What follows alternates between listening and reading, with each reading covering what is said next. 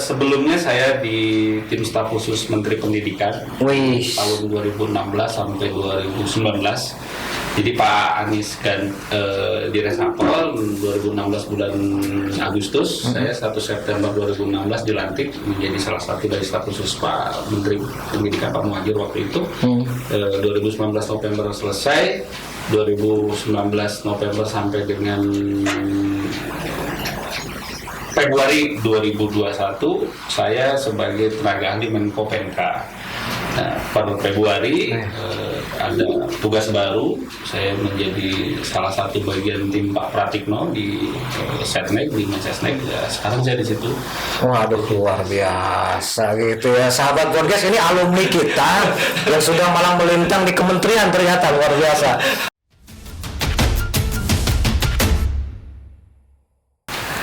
Assalamualaikum warahmatullahi wabarakatuh. Sahabat podcast MTSN 1 Kuningan, selamat berjumpa kembali di channel YouTube podcast MTSN 1 Kuningan. Alhamdulillah, hari ini kita kedatangan tamu, tetapi sebelumnya seperti biasa kami berpesan tetap jaga protokol kesehatan 5M 1D ya. Nah, dalam kesempatan ini MTSN 1 Kuningan mendapatkan keberkahan kedatangan alumni MTSN 1 Kuningan. Nanti kita ngobrol-ngobrol, nggak tahu keluarnya tahun berapa. Mereka sudah sangat luar biasa. Kita nanti coba expose data-datanya, aktivitas-aktivitasnya. Ini alumni yang sudah malang melintang lah di dunia persilatan gitu ya. Yang pertama Pak Ilham Ramdhani SIP MIKOM, luar biasa. Yang kedua Pak Nur Samsu SPD. Nanti beliau kita minta sharing pengalamannya selama bersekolah di MTSN 1 Kuningan, kemudian aktivitas saat ini seperti apa dan lain sebagainya. Selamat menyaksikan, semoga bermanfaat. Baik, Pak Ilham, gimana kabarnya? Alhamdulillah sehat. Luar biasa, ini kemana aja? Ini manggilnya Akang aja ya. Iya. Oke, mau manggil Akang, mau manggil apa bebas ya gitu ya. Terima kasih atas kedatangannya Pak Ilham. Pak Samsu, gimana kabarnya Pak? Boleh, Assalamualaikum warahmatullahi wabarakatuh. Boleh dibuka maskernya Pak? Iya, silakan. Oke. Kita sudah vaksin nih. Oh, sudah divaksin ya. Kita sudah vaksin semua. Ya. Alhamdulillah baik. Oke, baik ya. Aduh, luar biasa. Ini saya terima kasih atas kehadirannya di sini. Kami sangat menanti-nanti kehadiran alumni. Mudah-mudahan nanti pada episode-episode berikutnya beberapa alumni juga kita bisa podcast di sini gitu ya. Menarik ini. Boleh diceritain dong? Dulu keluar tahun berapa sih di MTSN? Saya keluar tuh tahun 2001 ya, keluar dari MTS. Waktu itu namanya MTS Negeri Luragung. MTSN Luragung. Jadi MTS Negeri 1 Kuningan. Betul. Tahun 2001 saya masuk 98. Tepat saya masuk terjadi dengan kerusuhan. Saat itu ya 9 Mei 2008 Mei. Iya, 98 ya. Ya, kerusuhan. Saya ingat terjadi di bulan Mei itu terjadi kerusuhan, dan di bulan itu yang sama juga ketika teman-teman yang lain mencari sekolah, ya kebetulan orang tua saya waktu itu ngajar di sini.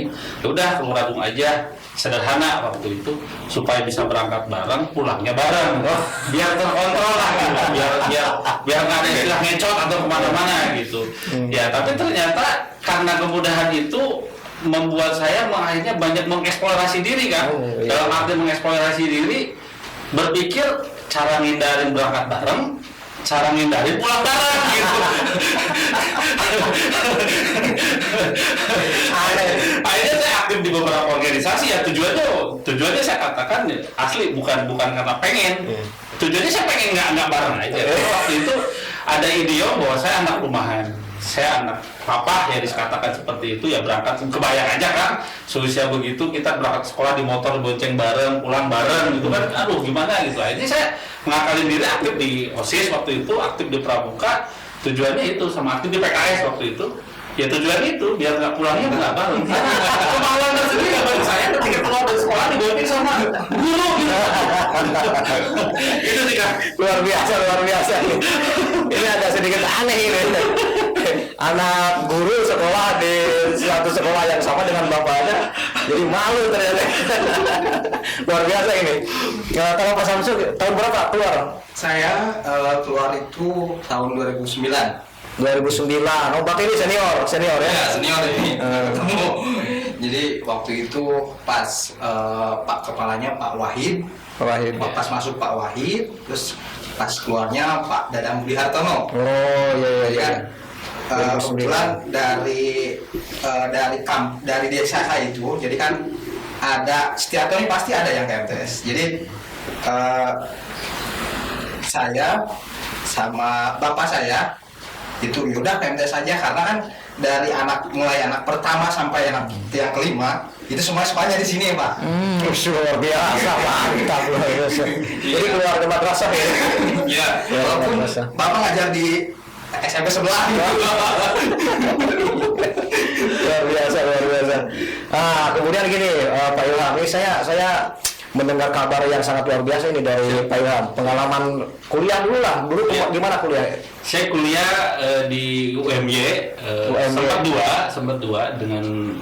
Jadi tahun pertama 2004 saya masuk ke Jogja, itu saya langsung di ilmu hubungan internasional UMY di internasional kelas. Ya lagi-lagi bukan karena saya cakap di situ, lagi-lagi saya ngejarnya prestisius aja kan. Ada bahasa internasional gitu. Wah, kayaknya ini satu hal yang bisa membanggakan orang tua saya di keluarga, karena saya punya jejak yang tidak mengenakan lah masa lalu saya. Saya berpikir waktu itu, bukan berpikir ya, saya menginginkan ada sesuatu kebanggaan dengan orang tua saya. Akhirnya ngambillah kelas itu. Yang walaupun dalam perjalanan cukup sampai semester 2 saya keteteran lah, mungkin karena bahasa Inggris saya nggak bagus gitu. Saya mengklik internasional kelas tuh bukan karena saya cakap bahasa Inggris. Saya ingin punya orang tua saya punya instrumen ngomong kemana-mana ke saudara, bu anak saya kuliah di internasional kelas gitu. Tapi akhirnya semester 3, wah ini keteteran. Saya pindah ke reguler sambil saya daftar UGM. Waktu itu keterima di D3 ekonomi waktu itu ya, karena satu sisi saya melihat ada ketimpangan ya dalam konteks pergaulan. Yang UGM saya nggak cuma 2 semester nggak lanjut. Tapi setelah itu masih sering bergaul. Itu yang menyebabkan saya punya relasi kuat dengan teman-teman di UGM yang khususnya di Fakultas Ekonomi. Jadi ijazah UGM sekarang tuh? Kalau yang UGM nggak saya lanjutkan kan? Nggak salah. Ijazah UMY. UMY. SIP gelarnya apa itu? Sarjana Ilmu Politik. Wih, jadi rumpunnya HI masih di rumpun Fakultas Sospol. Kalau sekarang saya dapat informasi tahun ini hubungan internasional di UMY sudah fakultas tersendiri. Fakultas sendiri. Waktu itu masih rintisan awal. Saya angkatan kelima HI waktu itu. Kirain sarjana ilmu pemerintahan ya. Sarjana ilmu politik ya. Konsentrasi saya politik Timur Tengah. Politik Timur Tengah konsentrasi. Luar biasa, ini keren banget. Saya enggak sedikit banyak memahami. Terus S2 saya ilmu komunikasi, konsentrasinya di strategi ilmu komunikasi politik. Ya, saya di situ. S2-nya di mana? Mas di UM? Jayabaya, Jakarta, Universitas Jayabaya Jakarta. Luar biasa, sahabat podcast, ini alumni yang sudah mempunyai gelar master. Luar biasa, ilmunya udah nggak ketejar. Di balik cerita itu kan semua itu lulus ya prasyarat. Kenapa prasyarat? Saya S1 selesai di semester 18. Jadi semester 18 tapi alhamdulillah secara bebas teori semester 7 saya sudah selesai, semester 8 saya sudah mengampu skripsi. Cuman waktu itu saya tersesat di organisasi. Di semester 8 saya ikut kontestasi pemilu di kampus, pemilihan presiden mahasiswa. Saya terpilih alhamdulillah. Setelah tahun kedua ada proses suksesi aliansi BMSI. Nah, saya iseng waktu itu, jujur saya isengnya lagi-lagi karena untuk menutupi malu. Yang lain udah pada lulus, angkatan saya tinggal saya yang belum lulus. Ya sudahlah, saya ikutlah kontestasi itu. Terpilihlah menjadi presidium BEM se-Indonesia waktu itu 2009 sampai 2010. Itu luar biasa ini. Kalau aktivis seperti itu ya, aktivis seperti itu kuliahnya lama. Dan ngakalin uang jajan. Kalau waktu itu semester 7 perjanjian dengan ibu saya, dengan orang tua saya. Pokoknya semester 7, semester 8 kalau nggak lulus kami stop uang jajan. Karena stop uang jajan, muter otak, akhirnya saya sempat jualan warung bubur, saya sempat ngerintis koperasi. Ya alhamdulillah orang Kuningan di Jogja sebenarnya sih nggak perlu ketakutan kelaparan ya. Kalau dulu dikenal ada Kopajo, Koperasi Pedagang Bubur Kacang Hijau, itu saya berdiri. Saya berdiri. Jadi pengelolaan itu saya sampai sempat omset per hari 30 juta kan. Per hari. Itu dari 75 anggota. Kami tidak semua menerima karena kendala keterbatasan. Ya satu warung rata-rata sehari belanja bisa 500 sampai 1 juta. Jadi pagi jam 3 subuh saya keliling ke warung-warung order pesanan. Waktu itu belum Mbak.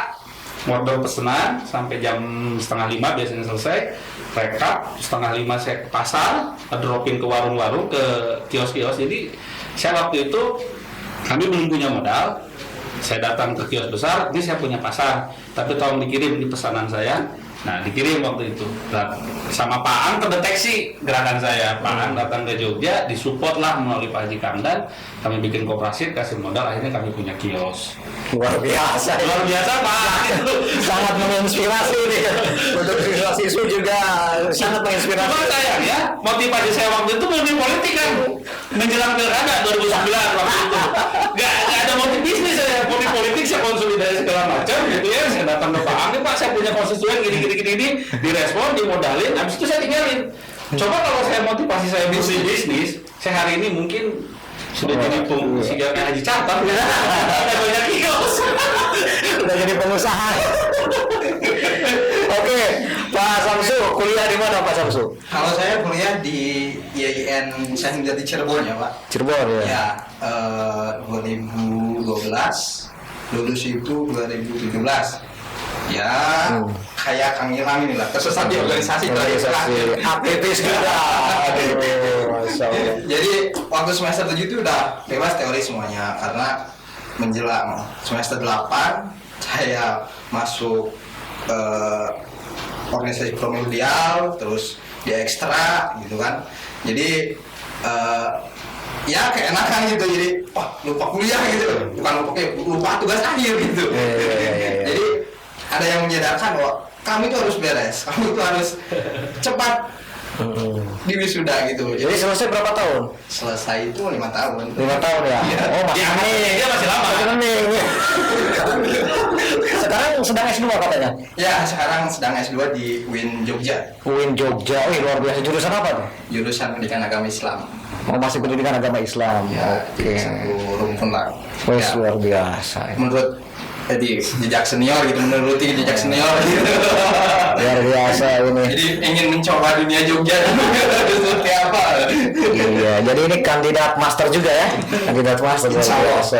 Aktivis semua, alhamdulillah alumni MTSN 1 Kuningan banyak yang jadi aktivis lah, luar biasa ini ya pengalamannya. Oke, sekarang saya ingin nanya tentang aktivitas saat ini nih, baik itu pekerjaan atau apalah. Pak Ilham dulu lah, silakan Ilham. Sebelumnya saya di tim staf khusus Menteri Pendidikan Wih, tahun 2016 sampai 2019. Jadi Pak Anies kan di resapel 2016 bulan Agustus, saya 1 September 2016 dilantik menjadi salah satu dari staf khusus Pak Menteri Pendidikan Pak Muhajir waktu itu. 2019 November selesai, 2019 November sampai dengan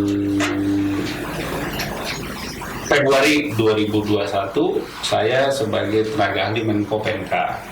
Nah, pada Februari ada tugas baru, saya menjadi salah satu bagian tim Pak Pratikno di Setnek, di Mensesnek. Ya, sekarang saya di situ. waduh luar biasa gitu ya, sahabat podcast, ini alumni kita yang sudah malang melintang di kementerian, ternyata luar biasa. Sekarang terakhir posisinya di Setnek, wah luar biasa. Pada Februari 2021. Ngeri ini, ngeri. Ini harta kekayaan madrasah ini, MTSN 1 Kuningan, luar biasa ini ya alumni. Pak Samsu gimana sekarang aktivitasnya? Kalau saya belum nasional-nasionalan lah. Wah, masih Kalau gila, nasional-nasionalan kan ngeri kan. Baru akal ya. Jadi aktivitas sekarang sedang menyelesaikan tugas akhir. Ya dikarenakan pandemi jadi agak sedikit terhambat lah gitu. Jadi kan butuh ya begitulah. Tapi katanya sudah ada beberapa perguruan tinggi yang menunggu-nunggu Pak Samsu katanya. Ya mudah-mudahan tidak diambil orang. Luar biasa. Jadi nanti proyeksinya ingin jadi dosen gitu Pak? Iya. Dosen ya? Insya Allah. Oke, luar biasa ini dua-duanya, Masya Allah. Saya ngeri banget ini karir-karirnya luar biasa ini ya. Mudah-mudahan menginspirasi siswa-siswi MTSN 1 Kuningan gitu ya, bahwa siswa madrasah itu luar biasa, bisa beraktivitas yang sangat luar biasa. Baik, ada rencana-rencana apa ke depan misalnya dari aktivitas kita, Pak Ilham? Saya izin Kang Opik, saya mau bercerita latar belakang apa sih yang menjadi booster saya. Ya pertama sih, saya di tempat saya besar, saya bukan to be number one, tapi menjadi orang yang punya pengaruh. Di MTS pun begitu, di angkatan saya paling nakal, paling segalanya. Di SMA saya paling nakal segala macam. Tiba-tiba datang ke Jogja, kok saya merasa paling cupu. Kebetulan saya ngekos samping asrama Rokan Hulu Riau, ada asrama mahasiswa di situ, saya ngekos di situ. Ada namanya teman saya Muhammad Iqbal. Sekarang dia anggota DPRD Provinsi Riau dari Nasdem. Saya selalu diajak, waktu itu ada komunitas TK Budi Mulia, punyanya Pak Amin Rais. Saya selalu diajak diskusi ke sana. Kebetulan teman saya nggak punya kendaraan. Saya sudah ada motor waktu itu dibekali sama orang tua saya. Sering minta tolong saya ngantar. Di 1-2 kali diskusi saya selalu menjadi orang yang tidak banyak tahu kan. Kadang nggak confident. Ini apa sih yang mereka ngomongin Hegelian, ngomongin segala macam. Saya nggak ngerti di kampung gitu kan. Ini ngomongin apa sih, makhluk apa sih yang ngomongin. Nah, dari situ saya ketemu dengan Nugroho Susanto, sekarang ketua KPU RI. Satu asrama jadi Riau juga, ngobrol. Lu baca buku ini. Ingat saja, buku yang pertama saya baca, mungkin Opik tahu, Chicken Soup. Itu adalah buku modul mahasiswa awal ya. Buku modul mahasiswa awal saya baca buku Chicken Soup. Saya tiga jilid saya baca, 3 periode, ada beberapa metodologi memilih teman, memilih kosan, kan Chicken Soup bahasanya itu ya. Saya baca buku itu sampai tuntas. Di situ saya menerima kesimpulan kekuatannya ada di imajinasi, terlegitimasi dengan 7 habit itu, yang Secret of Life. Saya baca itu. Dan kata kuncinya lagi, rumusnya itu restu orang tua. Ternyata ada hal unik kan. Banyak orang-orang datang ke orang tua, ke ibu minta restu. Saya tuh diusir. Saya diusir kan. Apa yang menyebabkan saya diusir? Saya beres kuliah pulang dari Jogja, saya di Kuningan. Saya aktivitas saya banyak mengganggu orang lah ya, biasalah aktivis ya, mengganggu beberapa orang, pejabat-pejabat di Kuningan, dan konteksnya waktu itu rata-rata seletingan bapak saya. Ya, teman-temannya semua banyak komplain lah ke bapak saya, itu anak ente gini nganggu. Ya udah, satu waktu di malam hari teman saya Lucky orang Muragung datang ke rumah. Dia izin ke saya, besok saya mau berangkat gitu. Ngomong kedengar ibu saya dipanggil, sini. Yaudah, kamu ikut berangkat sama Lucky berangkat ke Jakarta. Terserah lu di Jakarta mau ngapain. Bapak pusing katanya kamu di Kuningan. Ibu juga pusing. Udah, saya demi Allah nggak ada persiapan waktu itu pakai tas berangkat ke Jakarta penuh dengan rasa emosi dan dendam. Gila, sakit saya diusir sama orang tua. Ternyata kesini. Usiran itulah restu orang tua saya. Jadi melampaui restu gitu loh kan. Iya. Jadi orang itu minta 2 restu, orang saya musir. Jadi menurut saya, oh ini kayaknya melampaui. Dan itu betul, sebulan kemudian saya diterima kerja di Bank Mandiri. Waktu itu Pak Derajat Wibowo, sekjen sebagai salah satu komisaris di Bank Mandiri. Saya menyapa beliau, ngobrol. Masa mantan presiden mahasiswa UMB, seniornya di mana-mana, masa nganggur. Udah lu sini sipil, masuk aja kerja. Yang penting kerja saya waktu itu. Nggak tahan kan, sebulan saya keluar. Jadi ya ke rekan-rekan sekalian yang pada kesempatan ini saya ingin menyampaikan bahwa jangan setengah-setengah. Apa yang mendorong saya untuk selalu menjadi orang yang tubuh itu saya nggak tahu. Cuman dalam suatu lingkungan ketika saya merasa saya bukan siapa-siapa di sini, saya selalu narik dulu belajar, udah merasa confident, yakin, masuk lagi. Itu sih kan. Luar biasa ini. Pengalaman yang luar biasa. Ini sahabat podcast MTSN 1 Kuningan. Jadi banyak cerita yang nanti bisa menjadi inspirasi, bisa menjadi pelajaran gitu ya,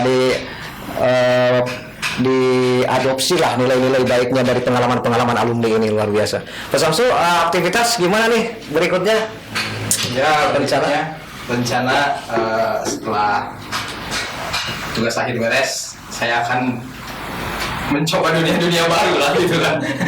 Kalau Pak Ilham mencoba dunia baru sudah duluan gitu, saya baru mencoba gitu kan. Ya, doakan saja mudah-mudahan dunia baru itu bisa dilewati dan bisa sukses juga lah ya. Sukses lah. Ya, pasti. Ya pokoknya gini, cari kenakalan yang itu merugikan diri sendiri, tidak merugikan orang lain.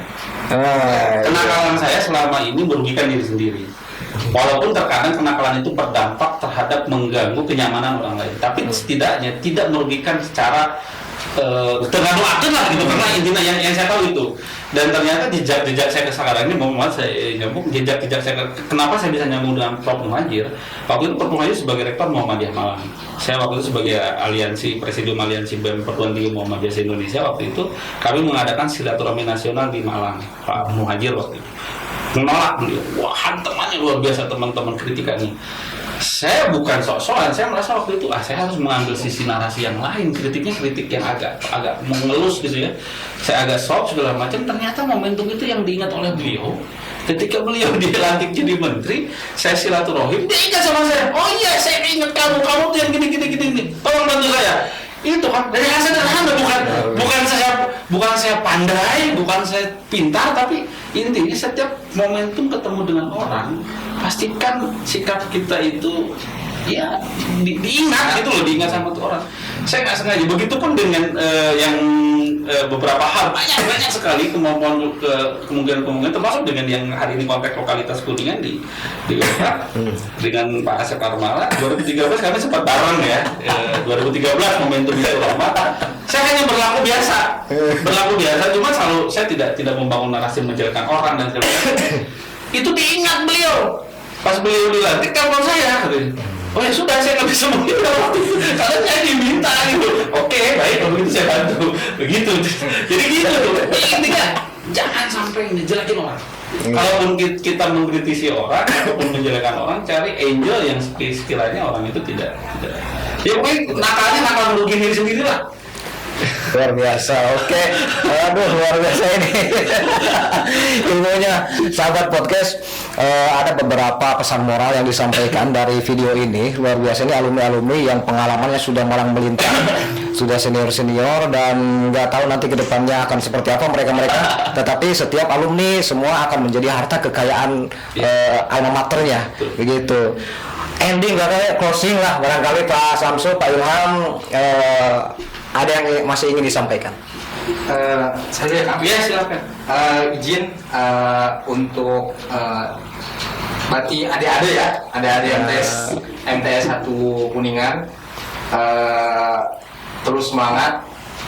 Jadi ikutilah organisasi dimanapun berada, itu karena untuk menunjang teman-teman, untuk mengasah diri teman-teman, mengeksplor diri teman-teman, sehingga teman-teman bisa menjadi terbaik gitu kan. Jadi tidak istilahnya tidak cupu gitu kan. Kalau dari kata Sanggil, jadi Kang menjadi sekali di organisasi itu supaya wow gitu. Mungkin itu pesannya untuk ada ya. Semangat. Baik, ya. Saat itu saya tidak sadar apa yang saya lakukan karena tidak mengerti wawasan dan pengetahuan belum sampai di situ. Cuman dari perjalanan hidup saya, ternyata masa SMA, masa SMP, MTS, SMA dan kuliah itu adalah masa belajar. Oke, terima kasih Pak Ilham, luar biasa ini. Oke, sahabat podcast, ada beberapa pesan moral, artinya, maksudnya, intinya, setiap kesalahan yang pernah kita lakukan bisa jadi pelajaran bagi kita semua, untuk kemudian kita bisa merecovery, bisa memperbaiki diri, karena setiap kesalahan-kesalahan itu akan menjadi ilmu pelajaran bagi kita semua. Jadi Pak Ilham ini boleh dikatakan preman insaf ya. Dalam film preman pensiun. Ya, tepatnya pensiun. Kalau insaf itu kan kategorinya sudah. Saya belum ke titik itu.